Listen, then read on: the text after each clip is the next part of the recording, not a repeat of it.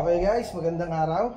So naglalaba ako ngayon using my Sharp ES-JN07A97kg.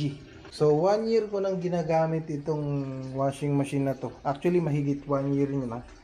And so far okay naman, maganda naman yung performance niya.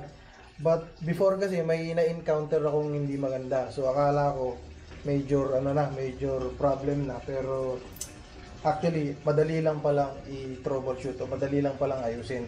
So naging problema ko kasi before, bigla na lang hindi huminto yung pagkakarga ng washing machine ng tubig, no? So actually I'm using it right now. And nabother ako baka kako sira na.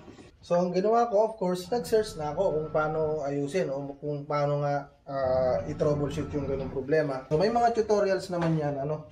Pero ang problema kasi, dun sa tutorial na nakita ko, is hindi nila na ipakita yung hose na kailangang i-troubleshoot o kailangang ikabit, ano. So kung titignan mo kasi ito, maraming hose dyan. Of course, ito, hose ng drain.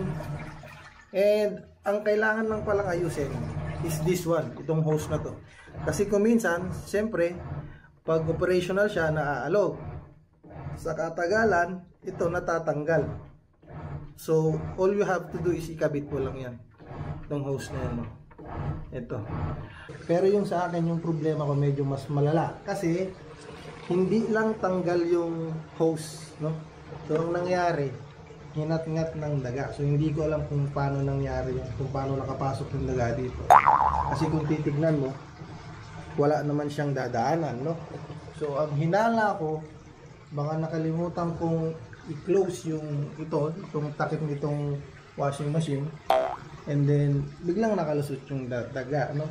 So ninat-ngat niya itong ano na to, itong hose. So itong hose na to mahaba yan hanggang ganyan yan, pag ganyan yan, no?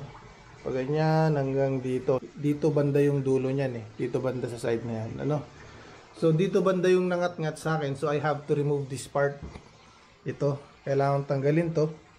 So may screw siya dyan, no? Ito, ayan, saka ito. Saka yun, meron pa yung isa dito, no?